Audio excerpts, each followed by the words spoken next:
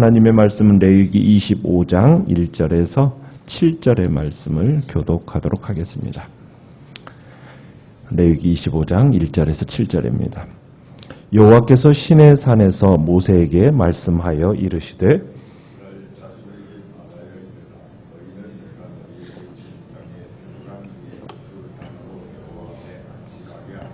너는 6년 동안 그 밭에 파종하며 6년 동안 그 포도원을 가꾸어 그 소출을 거둘 것이나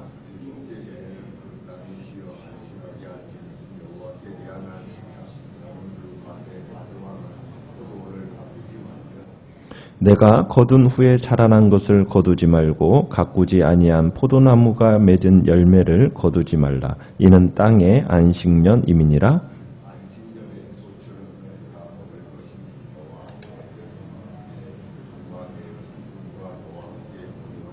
같이 읽습니다. 내 가축과 내 땅에 있는 들짐승들이 다 그 소출로 먹을 것을 삼을지니라. 아멘.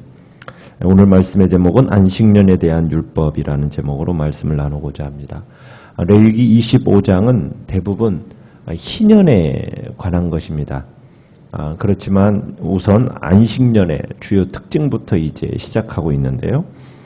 이 땅을 향한 그리고 인간을 향한 하나님의 은혜를 가장 잘 나타낸 제도가 있다면 바로 안식년과 희년이라고 할 수가 있습니다. 근데 우리가 이제 생각해야 될 것은 이 구약의 제도가 신약에 전부 다 적용되는 것은 절대 아니라는 것. 이것은 우리가 기억해야 됩니다. 우리가 지금 앞에서도 보았지만 구약의 제사들이 더 이상 우리가 행할 필요가 없지 않습니까? 예수 그리스도 안에서 모두 완성하셨기 때문이죠. 제사의 그러나 의미는 지금도 살아 있습니다. 이와 마찬가지로 안식년과 이 희년이라는 것도 우리가 의무적으로 행할 필요는 없습니다. 하지만 이 제도가 추구하는 정신이 있습니다. 그 정신은 우리가 여전히 존중할 필요가 있는 거고 그것을 우리의 정신을 적용하면 우리의 큰 유익이 되어집니다. 그럼 안식년을 통해서 하나님께서 인류에게 베풀어 주시고자 하는 은혜가 뭘까? 첫 번째는 땅에 베푸시는 은혜입니다. 안식년은 땅에 베풀어 주시는 은혜를 보여주고 있습니다. 우리가 앞에 23장에서 안식일에 대한 규례가 나왔었어요. 그 안식일에 대한 선포가 되어질 때 이스라엘은 일하지 않고 안식해야 한다. 그러면서 여러 절기들도 이제 함께 알려졌습니다. 매 주마다 그리고 몇몇 절기 때 이렇게 찾아오는 그 안식일의 개념, 이 개념을 안식년으로 확장해서 이스라엘이 경작하게 될 땅에 적용을 시킵니다. 그래서 어느 땅이든지 3절에 보면은 6년 동안은 경작을 하는 겁니다. 그 경작을 한 후에 7년째 되는 해, 4절에 보면은 7째 해, 7년째 되는 해에는 땅을 어떻게 하라고 얘기합니까? 그 땅을 쉬게 하라는 겁니다. 6년째 때에 수확하고 난 후에 새로 자라나는 것은 거두지 말고 가난한 자들을 위해서 남겨둬라. 이때는 씨를 뿌려서도 안 되고 그냥 저절로 떨어진 그 씨앗의 소산물을 또 거두거나 가꾸지 않은 포도나무의 열매 이것을 따서도 안 된다. 이렇게 지금 얘기를 하고 있습니다. 우리가 농사 짓는 사람들의 증언을 우리가 듣듯이 땅을 놀리지 않고 계속 경작하면 그 땅이 어떻게 된다고 그럽니까? 그 땅의 양분이 모두 빠져나가서 수확량이 줄어들 수밖에 없다고 그러죠. 그래서 땅도 쉼이 있어야 된다. 이런 이야기들을 합니다. 땅에 쉼이 있으면 땅에 쉼이 없으면은 그 땅의 생산량이 줄어들 수밖에 없다라는 거죠. 어떻게 보면은 땅을 쉰다라는 의미는 땅의 생산력을 증진시키고자 하는 하나님 어떠한 섭리요 은혜라고 볼 수가 있습니다. 근데 이제 오늘날에는 인간이 더 지혜로워져 가지고 어떻게 합니까? 땅에다가 그냥 비료들을 몽땅 뿌려서 또 그 땅에서 모든 것들을 다 뽑아내려고 하죠. 이모작도 하고 삼모작도 하고 그런 기술까지 막 생겼죠. 그로 인해서 땅은 가면 갈수록 어떻게 되고 있을까요? 더 병이 드는 겁니다. 땅이 신음하고 있죠. 주기적으로 땅을 놀리는 것은 어떻게 보면 땅뿐만 아니라 농부에게도 좋은 일이라는 겁니다. 그래서 안식년은 땅에 베풀어 주신 하나님의 은혜입니다. 두 번째는 사람에게 베푸신 은혜입니다. 그러니까 안식년은 땅에서 살아가고 있는 사람들에게 베풀어 주시는 은혜입니다. 자, 안식년의 이 규례의 근본적인 목적은 뭐냐면 가난한 사람들에 대한 배려입니다. 자, 일구지 않은 땅에서 자라난 것, 그것을 누가 먹습니까? 그것을 6절에 가보면은 너와 내 남종과 내 여종과 내 품꾼과 너와 함께 거류하는 자들과 내 가축과 내 땅에 있는 들짐승들이 다 소출로 먹을 것을 삼으라. 이렇게 얘기하고 있죠.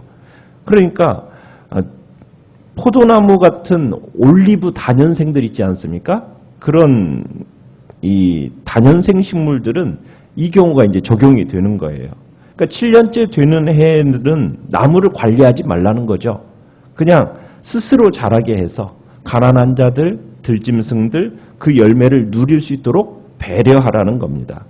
그리고 그 땅에 있는 모든 것들은 주인이 있습니까? 없습니까? 그때는 따로 없어요. 공동으로 그냥 소유하는 겁니다. 그러니까 부자라고 지주라고 해서 그것을 내 거라고 할 수가 없는 거예요.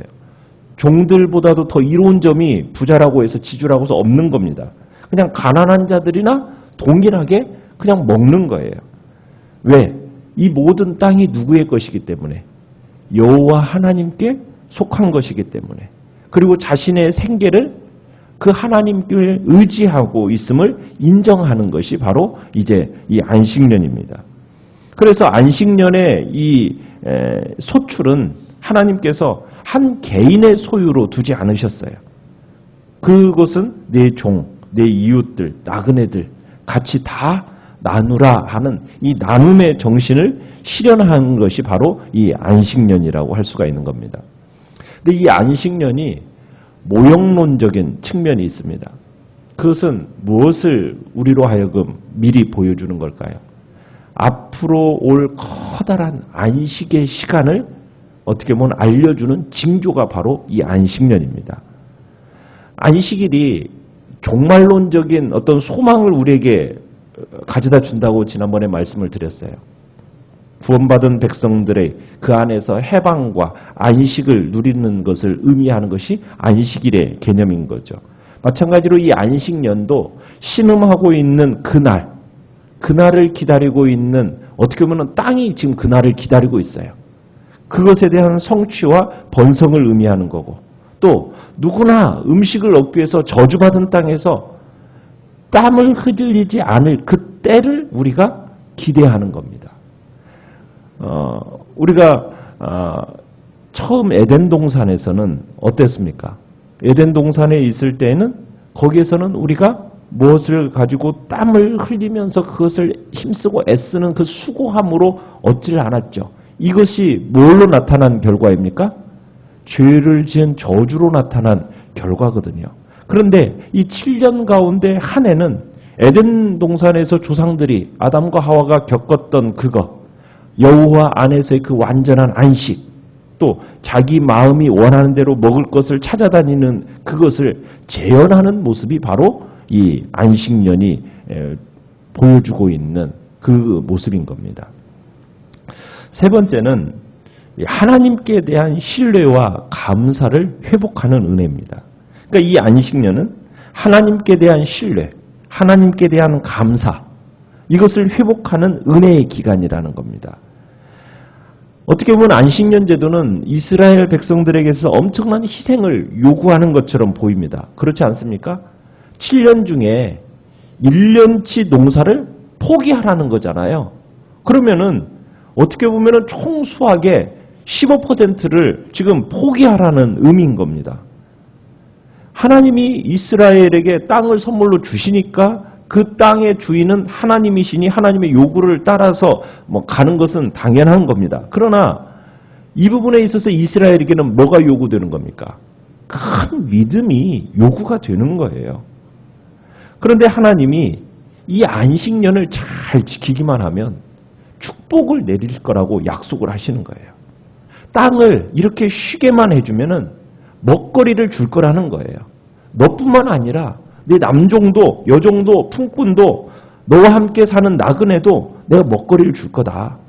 너희 가축도, 너의 땅에 사는 짐승까지 땅에 나는 모든 것을 먹이로 얻게 하겠다 하면서 하나님께서 모든 사람들과 짐승들에게 복을 주기 위해서 지금 뭘 제정하신 겁니까? 이 안식년 제도를 제정하신 거예요. 그러니까 이 안식년이 인간이 노동을 통해서 쉼없이 막 수고해서 수확하고자 하는 욕망이 있지 않습니까? 인간은 그런 욕망 가운데 살아가는데 그 욕망에 브레이크를 딱 거는 제도가 안식년인 거예요.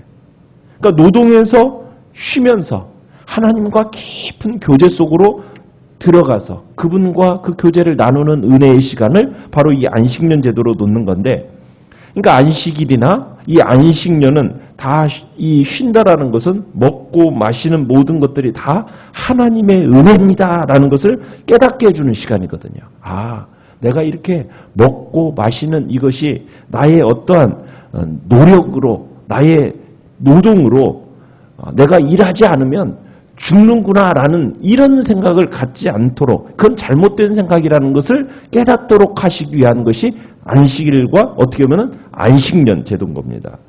그러니까 안식일은 우리로 하여금 일하는 것이 절대적인 것이 아니라는 것을 확신케 해주고, 또 안식년은 일보다 더 중요한 게 바로 일하시는 하나님이 더 중요하다는 것을 깨닫게 하기 위해서 지금 이 안식년 제도를 주는 겁니다. 이것에 대해서 하나님의 명령에 잘 순종하면 어떤 약속이 주어지냐면 21절을 가보시면요. 21절에 이렇게 얘기합니다. 같이 한번 읽어봅니다. 시작. 내가 명령하여 6째 해에 내 복을 너희에게 주어 그 소출이 3년 동안 쓰기에 족하게 하리라. 그러니까 인간이 쉬면 손해볼 것 같죠. 그런데 하나님께서는 명령대로 이 안식년을 통해서 쉬면은 어떻게 하시겠다는 거예요. 그 소출을 3년 동안 쓰기에 족하도록 축복해 줄 것을 약속하고 계시는 거예요. 그러니까 이 안식년의 율법은 우리를 어디에 딱 세우는 겁니까? 믿음의 기로에 딱 세우는 거죠. 그죠? 믿음의 기로에. 인간적인 계산에 의하면 매 7년마다 이 농사를 짓지 않을 이유가 없잖아요. 그러나 우리가 하나님의 말씀을 믿고 그 말씀에 순종하면 이 안식년 규례를 지키면은 하나님께서 자신뿐만 아니라 주변 모든 사람들까지, 심지어 가축과 그들 땅에 거하는 짐승들까지도 모두 풍요롭게 살게 될 것을 약속하시는 거예요. 그러니까 하나님의 말씀대로 인간적인 계산을 포기하고 그냥 말씀을 믿고 따를 것을 우리에게 지금 권고하고 계시는 거예요. 그러니까 안식년은 백성들에게 밭에서 일하지 못하는 기간이지만은 그 기간 동안은 하나님의 공급하심을 신뢰해야 한다고 지금 가르치고 있는 겁니다. 과연 이렇게 할 수 있을까요?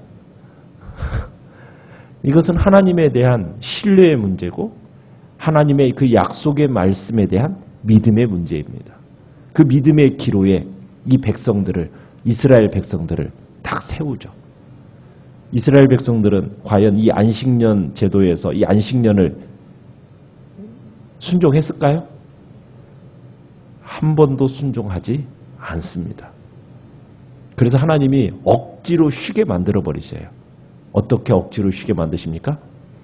이스라엘을 멸망시키셔서 포로로 끌고 가버리시고 그 70년 동안이라는 세월을 쉬게 만들어 버립니다. 억지로.